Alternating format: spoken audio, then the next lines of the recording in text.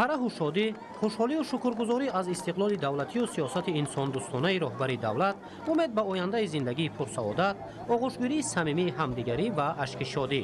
ин ҳама ҳангоми озодшавии маҳбусон аз муассисаи ислоҳии 3 касрчори сароясати иҷрои ҷазои ҷиноятии Вазорати адлияи Ҷумҳурии Тоҷикистон дида мешуд.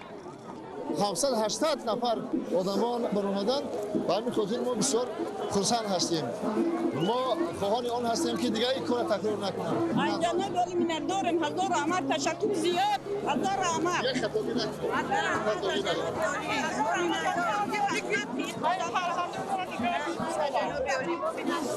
ёсен пайвандатон. Киро диде? ҷамшед одарҷон. Салом алейкум ака. Киро истиқбол гирифтед? бародарамро. Чӣ гуфтанӣ доред? гуфтанӣ ҳастам ки ҳам оянда ҳам бачаҳо дига ба корҳои ношоиста даст дароз накунанд.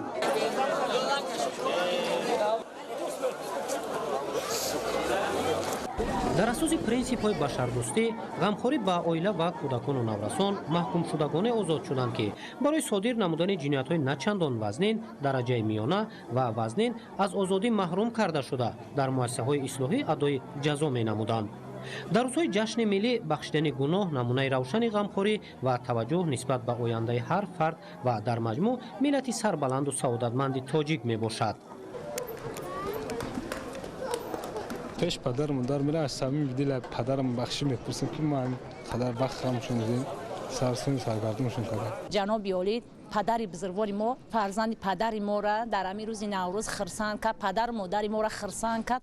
ёдовар бояд шуд, ки 20 марти соли 2025 фармони президенти ҷумҳурии Тоҷикистон пешвои миллат муҳтарам Эмомалӣ Раҳмон дар бораи бахшидани ҷазои шахсоне, ки ба маҳрум сохтан аз озодӣ маҳкум карда шудаанд, ба тасвиб расида буд.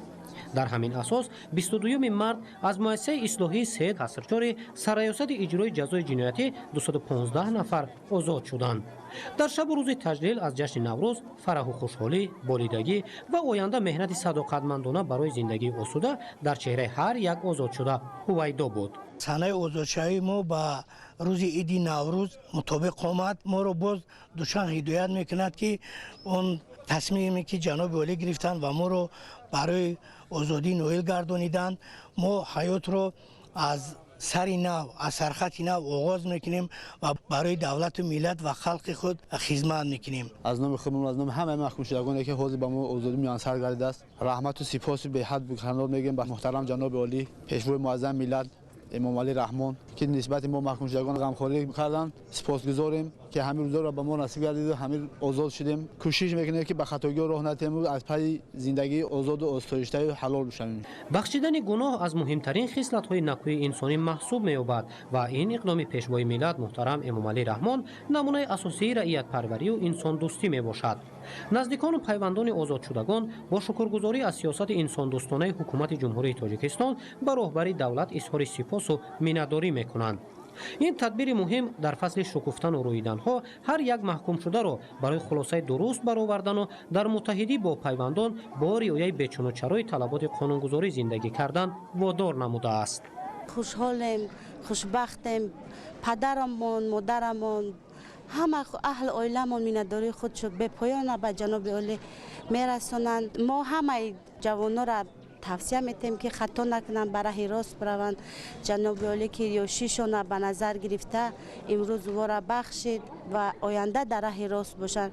аввалш ба ҷаноби олӣ раҳмати калон барое ки дар ин наврӯзӣ, дар ин рӯзи хурсандӣ, соли нав ҳамаи модарора падарора хурсанд кард, мана ин бачаҳоро озод кард ва ёро дар инҷа тарбия карданд. оянда бояд баъди инҷа биромадан ва ё бояд ин корҳоро такрор накунанд. фарзанди миллат шукрона карданаш дар кор ҷаноби олида, ки ҳамин хел мо роҳбар ки одила, ҳаминҳоро ҳамаша ба инобат гирифта имрӯз ҳамаи халқи тоҷика хурсандида расон. طبق فرمان پرزیدنت جمهوری تاجیکستان بخشیده به جشن بین المللی نوروز و در اساس پرینسیپ انسان دوستی 897 نفر از ادای منبعد جزا آزاد کرده شدند. تطبیق شدن فرمان در ادامه تدبیرهای حکومت کشور جهت حمایت حقوق و آزادی‌های شهروندان و فراهم آوردن امکانیت برای بازگشت به زندگی خوب و آسوده، فرح و امید به بهبودی را در نهاد هر یک شهروند افزون گردانیده است. بسیار خرسند هستیم. میخواهیم تیزتر هرچی با پیش اهل بیت خودمون بریم. علاقه ما اصلاح شدگی هستیم. زندگی از پیشتر است خوبتر می شود. تصور کنید چقدر خرسند هستیم که ما پیش فرزند میریم در کارهای نیکی جمعیت اشتراک میکنیم. ما بخواهیم که دوی ما آزاد باشیم، باید مطیع قانون باشیم، یعنی قانون همه وقت اطاعت کنیم. در اساس تدبیرهای انسان دوستانه، غمخوری و توجه دائمی نسبت به عائله، جوانان و فرزندان باری دیگر به این نفران برای بازگشت به زندگی خوب، مهنت صداقتمندانه، رعایت طلبات قانونگذاری و آسوده زیستن امکانیت داده شد. با درک مهمیت این مسئله در دایره چهارچوبه طلبات قانونگذاری فعالیت کردن و زندگی پرفرح داشتن باید هدف من بعد هر یک آزاد شده قرار گیرد، زیرا بخشیدن گناه بهترین امکانیت برای در دولت صاحب استقلال آسوده زیستن است. در روز دومی عملیشوی فرمان پرزیدنت جمهوری تاجیکستان درباره بخشش جزای شخصانی که به محروم ساختن از آزادی محکوم شدند از مؤسسه‌های اصلاحی جمهوری باز 697 نفر از جمله 34 نفر زن، 663 نفر مرد که از این 3 نفر نابالغ میباشند آزاد کرده شدند. در این روز تنها از مؤسسه اصلاحی 3 کسر 6 نظام عمومی ناحیه یاوان 181 نفر دیگر به آزادی برآمدند و با پدر و مادر، برادر و خواهر و زن و فرزندان خود پیوستند. سابق محبوس‌ها و نزدیکان و پیوندان آنها از عملیشوی این تشبس رعیت پرورانه به پرزیدنت جمهوری تاجیکستان محترم امامعلی رحمان میnnatdاری به پایان اظهار نمودند. از اینجا برادر ما هم آزاد شدند. خیلی خرسند هستیم در این روز نوروزی از جناب عالی که در این قدر مادرها را خرسند کردند، این قدر برادرها ما خرسندی ما حد و کنار ندارد. باید گفت که این گروه محکوم شدگان در اساس تدبیرهای انسان دوستانه، غمخوری و توجه دائمی نسبت به عائله، مردان سرابان عائله و زنان و دختران، اینچنین جوانان و کودکان و نورسان از جانب پرزیدنت جمهوری تاجیکستان پیشوای ملت محترم امامعلی رحمان در روزهای تجلیل از جشن بین المللی نوروز بخشیده شده از ادای من بعد جزا آزاد کرده شدند. واقعا هم بخشش جزای محکوم شدگان نمونه برجسته انسان دوستی و مهر و محبت پیشوای ملت نسبت به خلق خیش می باشد. رحمت به جناب علی، به حد خرسانه که با پیش زن فرزنده میریم. از او رحمت به جناب علی. میnnatdorیم برای پیشوای ملت که ما اصلا او را رها کردیم، نبوده سیم پیش پدران مادرمون برمیگردیم. این اقدام در اساس ماده 69 کنستیتوسیا و با تکیه به پرینسیپ های انسان دوستی عملی شده است و با آنها امکانیت نو فراهم آورده امید بازگشت به زندگی سالم و سازنده را در قلب آنها بیدار می سازد. در مجموع در نتیجه عملی شوی این سند جزای 897 نفر محکوم شدگان از تمام مؤسسه‌های اصلاحی مملکت بخشیده شد. بخشش گناه محکوم شدگان در روزهای تجلیل از جشن جهانی نوروز از جانب پرزیدنت جمهوری تاجیکستان پیشوای ملت محترم امامعلی رحمان شادی و نشاط در خاندان 897 نفر محکوم شده که در اساس فرمان پرزیدنت جمهوری تاجیکستان از مؤسسه‌های اصلاحی به آزادی می‌برآیند. بخشش گناه محبوسان ادامه منطقی ابتکارات انسان دوستانه سرور دولت محترم امامعلی رحمان محسوب شده برای اشخاص مجرم امکان فراهم می‌آورد که به حیات آسایشته برگردند، در جمعیت مقام خود را یابند، اصلاح شده راه درست زندگی را پیشه کنند و به قدر آرامی و آسایشتگی تاجیکستان صاحب استقلال رسند. ابتکارات انسان دوستانه پیشوای ملت بخشش گناه محکوم شدگان در جامعه هم‌آوازی بیشتر را به وجود آورده در همین زمینه از مؤسسه اصلاحی نظامش پرزور 3 کسر 5 سرریاست اجرای جزای جنایتی وزارت عدلیه واقع در شهر خوجند 166 نفر از ادای من بعد جزا آزاد شدند. پدر و مادران، همسر و فرزندان و دیگر اقربای افراد محکوم شده با سپاسگزاری و شادی و نشاطی به اندازه به استقبال نزدیکان خود آمدند. من از جناب عالی میnnatdاری خود بیان میکنم که با ما مهربانی پدرانی خود را دریغ نداشتند. همین دادرم 4 سال میشد که در همین جا ادای جزا میکرد. میnnatdار میکنم از جناب عالی که همین رو با ما برگردانده. بخشش جزای محکوم شدگان به مناسبت جشن بین المللی نوروز نمونه برجسته انسان دوستی و مهر و محبت سرور دولت نسبت به خلق خیش می باشد. این اقدام که در اساس ماده 69 کنستیتوسیا و با تکیه به پرینسیپ های انسان دوستی عملی شد برای محکوم شدگان امکان نو فراهم آورده امید بازگشت به زندگی سالم و سازنده را در قلب آنها بیدار می سازد. در قطار دیگر محکوم شدگان من همین روز به آزادی برآمدم. این هم با شرافتی پیشوای معظم ملت محترم امامالی رحمان است که منتداری خود را صمیمانه بیان میکنم. دیگر جنایت صادر نمیکنم، برای که خطاگی خودم را فهمیدم و تربیت فرزندانم کوشش میکنم فرزندان من آینده کارهای نیک را انجام دهند. من بسیار هم شکر بیادب میکنم که اساسگذار صلح و وحدت ملی محترم جناب عالی فرزند مرا عفو کردن، از گناهشان گذشتن. بسیار هم خوشبخت هستم، به این نهایت سخت خوشبخت هستم. ما باوری دارم که پسر من البته اصلاح می شود. 166 نفره که تا این زمان در مؤسسه اصلاحی 3 کسر 5 سرریاست اجرای جزای جنایتی وزارت عدلیه جمهوری تاجیکستان واقع در شهر خوجند از این اقدام شایسته خرسندند و آزادی را نعمتی بی‌بها ارزیابی میکنند.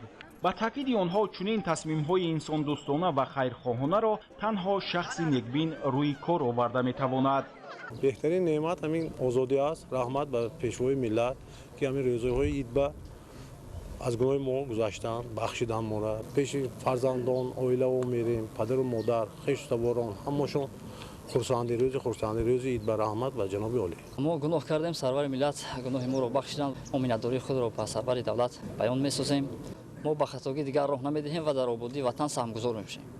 چنین اقدام یعنی بخشیدن گناه محکوم شدگان افاده‌گری جامعه حقوق بنیاد و دموکراتی و ارزش عالی داشتن حقوق و آزادی‌های شهروندان در تاجیکستان میباشد. صبح امروز از تفقیفگاه تفتیشاتی 9 کسر 2 سرریاست اجرای جزای جنایتی وزارت عدلیه جمهوری تاجیکستان واقع در شهر خوجند 12 نفر آزاد کرده شدند. واقعا هم بخشی جزای محکوم شدگان به مناسبت جشن بین المللی نوروز نمونه برجسته انسان دوستی و مهر و محبت پیشوای ملت محترم امامعلی رحمان نسبت به ساکنان می باشد. این اقدام که در اساس ماده 69 کنستیتوسیا و با تکیه به پرینسیپ های انسان دوستی عملی شده است، برای 897 نفر امکان نو فراهم آورده، امید بازگشت به زندگی سالم و سازنده را در قلب آنها بیدار ساخت. طول 1 سال و 2 ماه در تحقیقگاه تفتیشاتی 9/2 ادای جزا نمودم.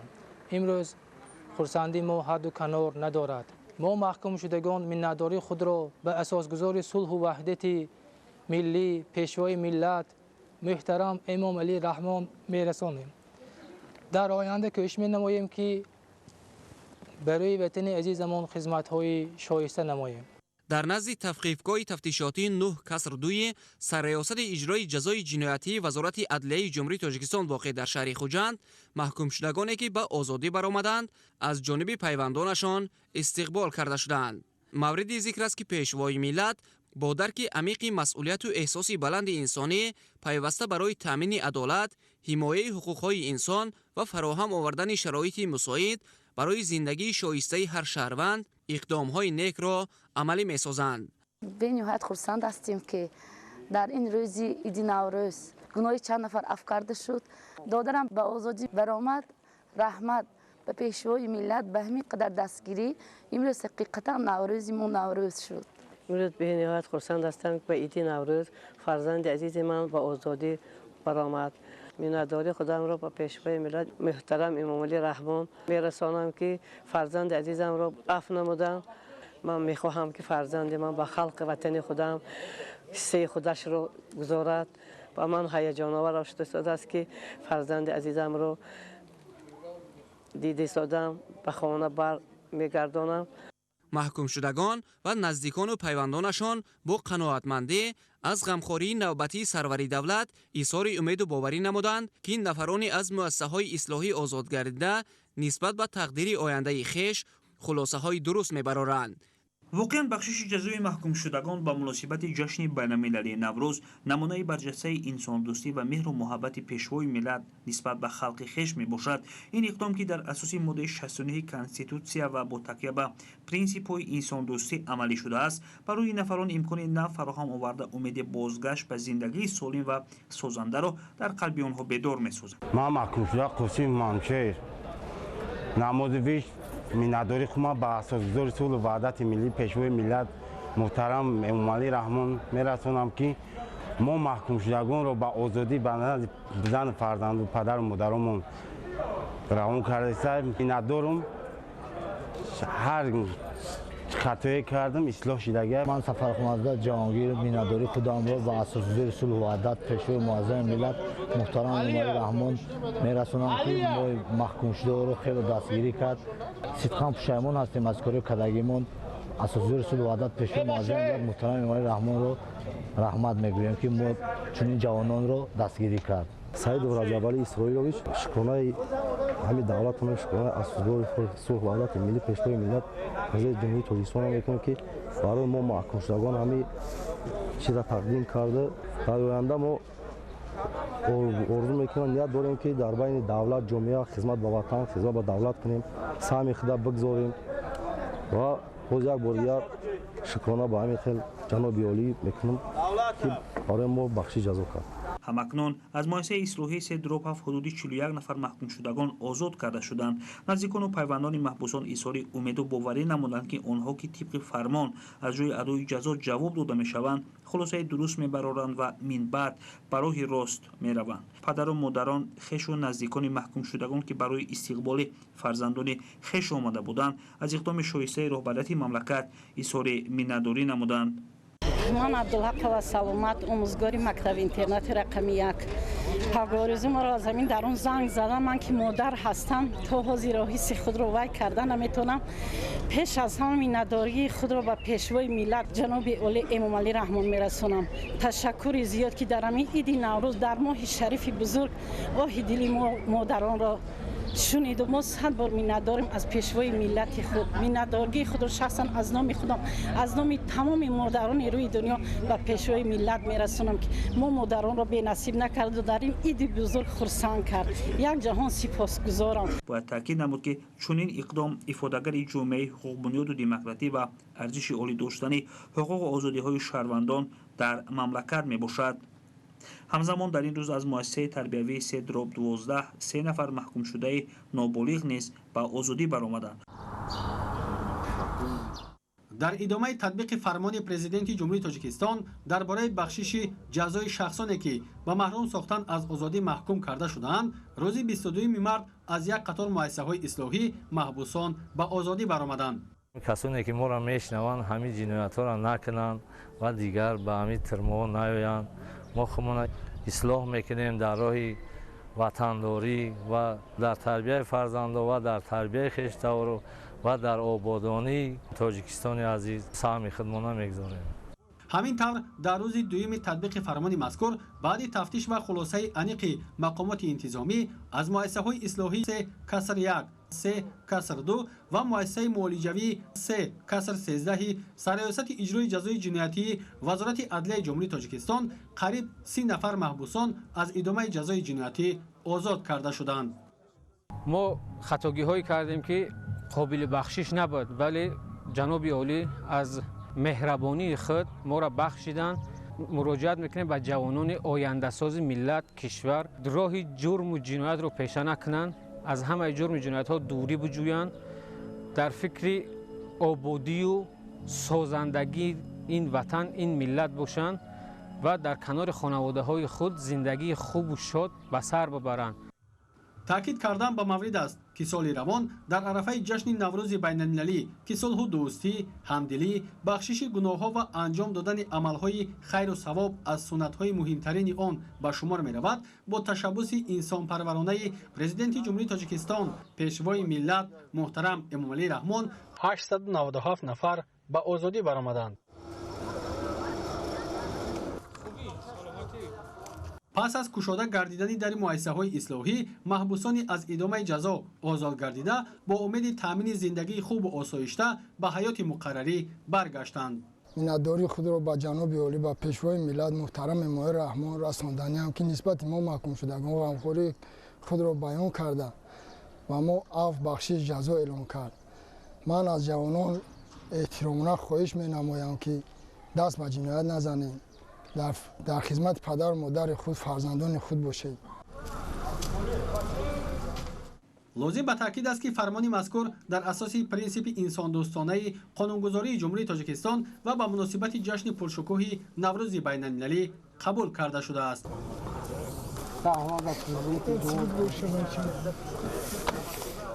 از آن خرسندیم که برادر ما дар баробари 897 нафари бахшуда шуданд дохил шуда будааст. хурсандем ва дар ин баҳори наврӯзи аҷам ин беҳтарин тӯҳфа ба аҳлу оилаву ба хешу табори мо ба ҳисоб меравад. онҳо бо хушнудӣ иброз доштанд ки бо кору фаъолият ва меҳнати аҳлона дар фазои озод ва сулҳу осоиштагии кишвар зиндагиашонро беҳтар намуда баҳри ҳифзи сулҳу субот ва рушду пешрафти тоҷикистони азиз саҳми арзишманд мегузоранд. шумораи аз идомаи адои ҷазо озод шудани маҳкумшудагон аз муассисаи муолиҷавии рақами 3 каср 13 сарраёсати иҷрои ҷазои ҷиноятии вазорати адлияи ҷумҳурии тоҷикистон ки 15 нафарро ташкил медод, дар чеҳраи ҳар яки онҳо табассум мушоҳида мешуд.